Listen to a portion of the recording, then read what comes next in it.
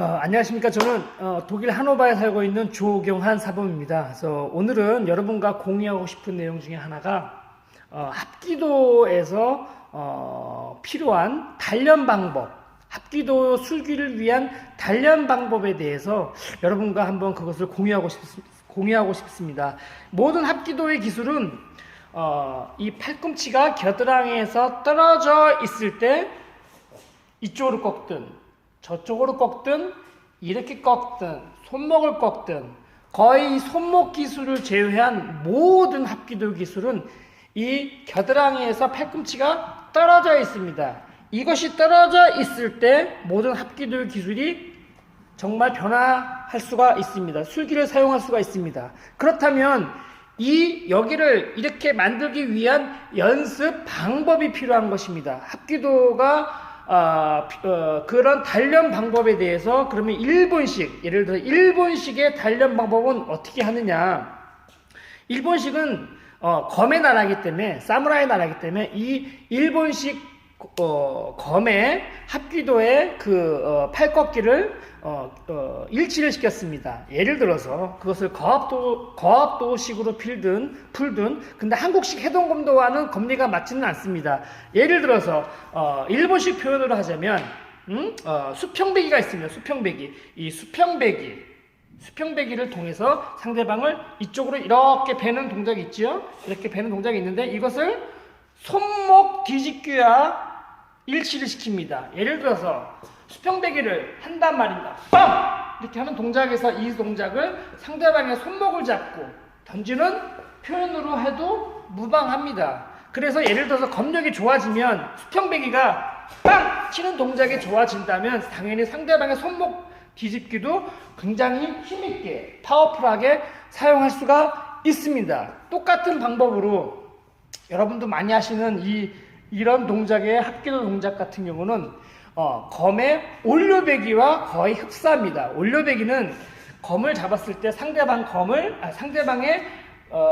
몸통을 위로 올려배는 동작입니다. 이 동작에서도 그냥 이렇게 부드럽게 할 수도 있지만 스피드하게 팡! 올려버릴 수가 있습니다. 이 동작을 통해서 어떤 것을 할 수 있느냐, 상대방의 앞팔을 잡아서 이쪽으로 상대방의 팔을 올리면 상대방의 팔이 이렇게 겨드랑이에서 떨어지게 됩니다. 그 동작으로 상대방의 기술을 넣을 수가 있는 거지요. 이런 식의 표현으로 검 동작을 통해서 합기도의 기술을 더 단련할 수가 있습니다. 그럼 꼭 이렇게 검으로만 해야 되느냐? 꼭 그렇지만도 않습니다.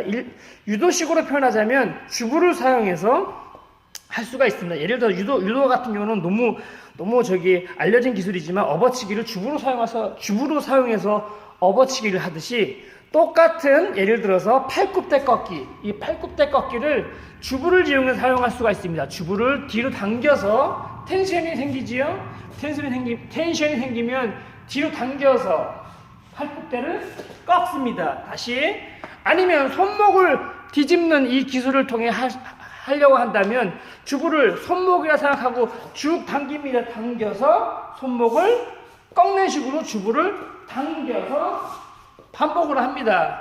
이런 반복을 통해서 합기도의 기술이 더 강력해질 수 있다는 거지요. 모든 중국식 아니면 일본식이든 한국식이든 좋은 운동 무술은 그런 단련 방법을 갖고 있습니다. 태권도는 단련 방법, 이것을 밑으로 잡아주든 파트너로 잡아주든 여러 가지 방법 기술들이 발전되어 있습니다. 근데 합기도는 그런 단련 방법이 없기 때문에 그냥 기술만 존재하고 단련 방법이 없기 때문에 그것을 넣을 수 있는 강력한 힘이 필요합니다. 단련 방법을 통해서.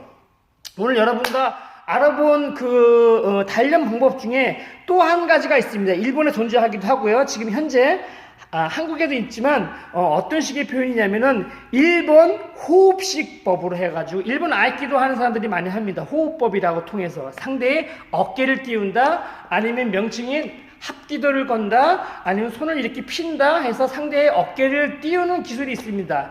이런 식의 기술들이 분명히 일본에 존재하고요. 이런 식의 표현이 또 한국식으로 돌아와서 최용술 그 합기도 하는 사람들이 그것을 사용을 하고 있습니다. 그것은 표현의 방법이 다를 뿐이지 단련법을 호흡법으로 하느냐, 어떤 저같이 아까처럼 얘기했처럼 주부를 통해서 하든 아니면 검수를 통해서 하든 그것은 선택의 문제입니다. 저는 개인적으로 주부나 아니면 검수를 통해서 아니면 파트너가 꽉 잡았을 때 이 단련법을 통해서 저 같은 경우는 기술이 더 발전을 했습니다.